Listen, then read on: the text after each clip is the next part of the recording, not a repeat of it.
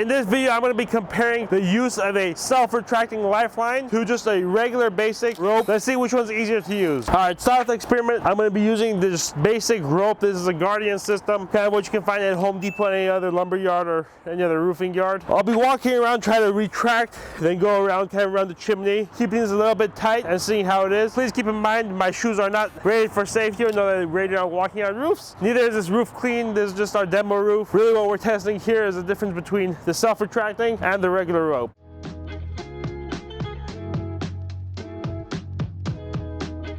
One thing I can notice in this real world experiment, if I have to get on the other side of this dormer, I've kind of control all this extra slack right here. This is a 50-foot rope, so I gotta put this rope here to make sure it doesn't get in my way, and then go down to this side here.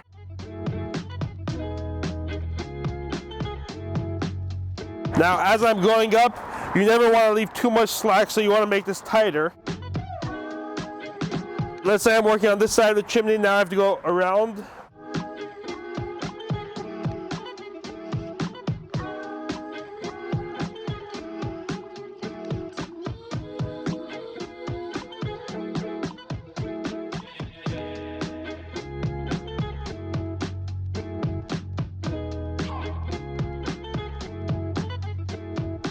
All right, overall that was not too difficult. One thing I like about the rope, which I have a feeling I'm not gonna like about the lifeline, is it gives me a solid area to pull on. The lifeline is gonna be a thin metal cable, which is gonna be harder to grip. I've actually personally never used it. It's gonna be my first time using the lifeline, so let's see how it works out.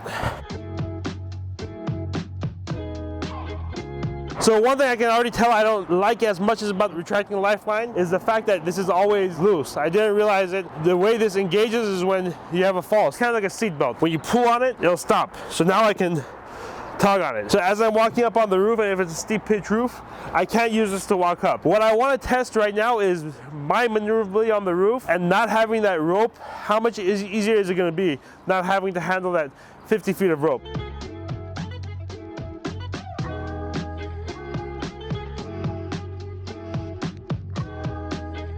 The other thing I'm not liking as of right now is the fact that this is always tight, which makes sense. This is the way it's built, but it's kind of always right above my shoulder. And if you can imagine, like if I'm working right here, this is kind of annoying. That's another disadvantage to this as of right now.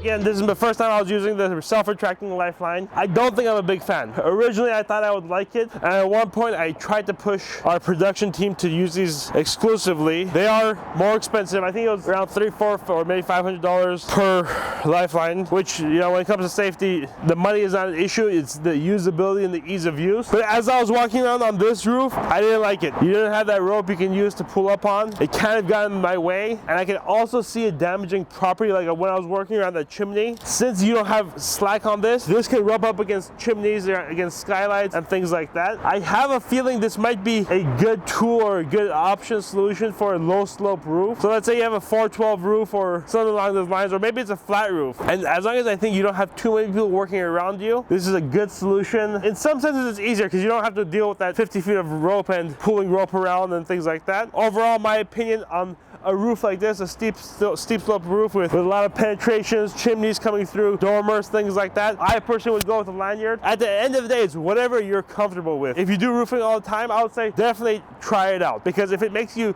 10% more comfortable, 5% more comfortable throughout your day, it's definitely worth doing. And again, my take on safety, if it's comfortable, the likelihood of it being used is a lot greater, and the more safety equipment gets used, the better it is for all of us. Thanks for watching. You can watch our other videos as far as comparison on harnesses, how to properly wear a harness, and other safety videos similar to that.